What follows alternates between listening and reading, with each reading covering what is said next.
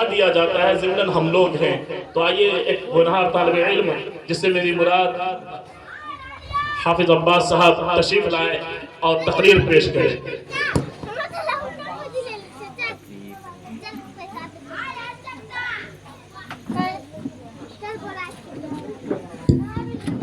السلام علیکم ورحمۃ اللہ وبرکاتہ۔ وعلیکم السلام ورحمۃ اللہ۔ الحمد للہ وحدہ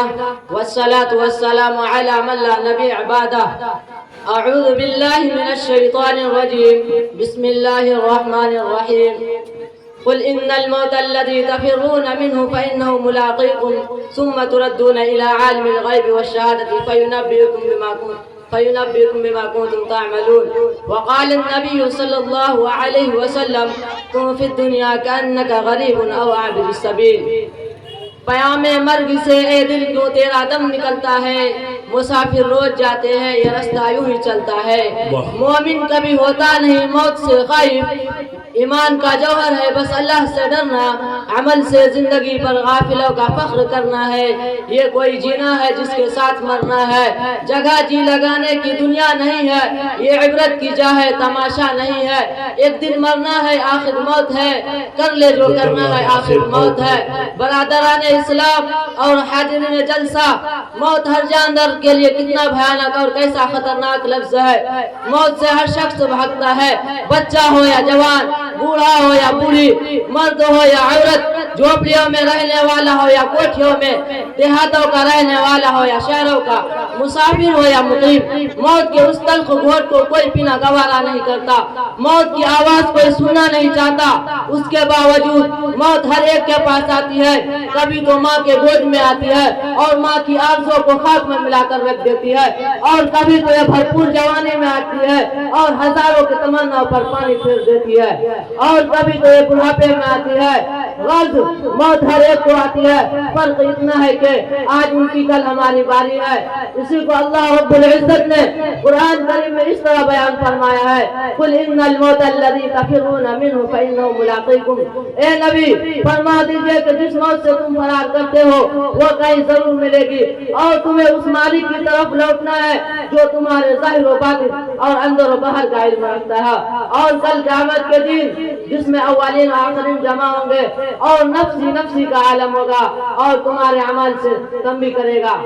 اگر تم نے خدا اور اس کے رسول کی اطاعت و فرما برداری میں زندگی گزاری ہوگی تو نامہ اعمال دائیں ہاتھ میں دیا جائے گا اور فرشتوں سے کہا جائے گا اسے لے جا اور جنت میں داخل کر دو، اور اسے یہ پیغام سنا دو کہ اب کبھی بھی تمہیں موت نہیں آئے گی۔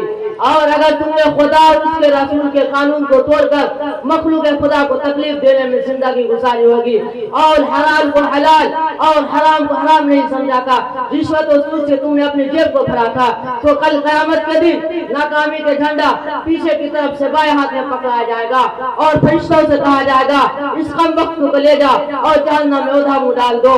اور برادران اسلام، دنیا میں انسان دولت کمانے اور حاصل کرنے کی بڑی کوششیں کرتا ہے، راتوں میں جاگ کر، دنوں میں تھک ہار کر، خون پسینہ ایک کر کے جمع کرتا ہے، لیکن جب انسان کو موت آتی ہے اور اس کی روح پرواز کر جاتی ہے تو لوگ اس کی ساری دولت لے لیتے ہیں۔ اگر اس کے بدن پر کوئی زیور ہوتا ہے خواہ وہ معمولی ہی کیوں نہ ہو اسے بھی اتار لیتے ہیں، اور اسے اپنی دولت سے سوائے کفن کے کچھ حاصل نہیں ہوتا، کوئی چیز اس کے ساتھ نہیں جاتی، ساری چیزیں یہیں پڑی رہ جاتی ہے۔ لوگ نہلا دھلا کر کفن پہنا کر قبرستان کی طرف چل دیتے ہیں اور قبر میں دفنا کر سارے لوگ واپس چلے آتے ہیں، کوئی چیز اس کے ساتھ نہیں جاتی۔ آج دنیا کی کوئی چیز اس کے ساتھ نہیں ہے، صرف اس کے ساتھ اس کا اعمال ہے، خواہ اچھے ہو یا برے، یہی اس کے ساتھ رہ جاتے ہیں۔ اسی کو ہمارے نبی محمد رسول اللہ صلی اللہ علیہ وسلم نے ارشاد فرمایا کہ میت کے پیچھے تین چیزیں جاتی ہے جن میں سے دو لوٹ آتی ہے اور ایک رہ جاتی ہے۔ میت کے پیچھے اس کی اولاد، اس کا مال اور اس کا عمل جاتا ہے، اور اولاد اور مال واپس آ جاتے ہیں اور عمل اس کے ساتھ رہ جاتا ہے، خواہ اچھے ہو یا برے، یہ اس کے ساتھ رہ جاتے ہیں۔ سوچنے کا مقام ہے وہ عمل جو قبر کی کٹھن گھڑی میں کام آنے والے ہیں وہ ہمارے پاس کتنا ہے۔ وہ مال و اولاد اور مال و متاع جو اس مشکل وقت میں ہمارا ساتھ چھوڑ دیں گے، ہم اس کو جمع کرنے کے لیے کتنا فکر مند ہے۔ میرانیس نے اس کا نقشہ اس طرح کھینچا ہے، کیا کیا دنیا سے صاحب مال گئے، نہ دولت ساتھ گئی نہ اطفال گئے، پہنچا تو لحد تک آئے سب لوگ، ہمراہ گئے تو اعمال گئے۔ برادران اسلام، سکندر بادشاہ کا نام آپ لوگوں نے سنا ہوگا، بہادری اور شجاعت میں مشہور تھا۔ نوجوانی کے وقت یونان سے چلا اور فتح کرتے ہوئے ہندوستان آ پہنچا اور سرزمین پنجاب کو فتح کر لیا اور آگے نہ بڑھا۔ جب یہیں سے اپنے وطن کی طرف واپس ہونے لگا تو اس کی طبیعت خراب ہو گئی اور ایسا معلوم ہونے لگا کہ جان نہیں بچے گی، تو اس نے اپنے وزیروں کو بلایا اور کہا کہ دیکھو اب میرا وقت قریب آ گیا ہے اور اب میں آپ لوگوں سے جدا ہو جاؤں گا، جب میں مر جاؤں گا تو آپ لوگ میرا کفن دفن کر دیں گے۔ وزیروں نے کہا حضور زندگی بھر ہم نے آپ کا نمک کھایا ہے، اگر آپ کا کفن دفن بھی نہیں کریں گے تو ہم سے زیادہ نمک حرام کون ہوگا؟ پھر سکندر بادشاہ نے کہا دیکھو میرا آخری وقت ہے اور آخری وصیت ہے، جب میں مر جاؤں گا تو آپ لوگ مجھے کفن پہنا کر قبرستان کی طرف لے جانے لگے تو میرا ہاتھ کفن سے باہر نکال دینا۔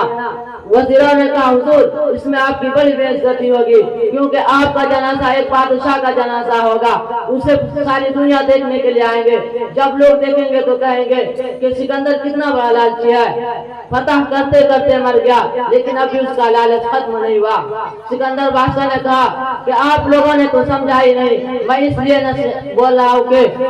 سکندر بادشاہ نے کہا میں اس لیے آپ لوگوں کو بول رہا ہوں کہ نصیحت ہو جائے کہ اتنا بڑا 7 ملک کا بادشاہ جب اس دنیا سے جا رہا ہے تو وہ بھی خالی ہاتھ جا رہا ہے، اس کے ہاتھ میں بھی 1 روپیہ پیسہ نہیں ہے، ہم تو بالکل ہی خالی ہاتھ ہے، ہمارے پاس تو کچھ نہیں ہے، ہم تو بالکل ہی خالی ہاتھ جائیں گے۔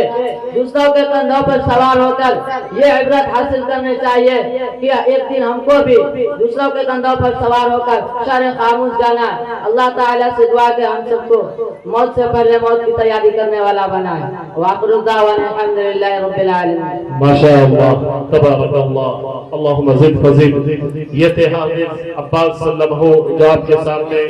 دنیا اور آخرت کی بہترین انداز میں عنوان پر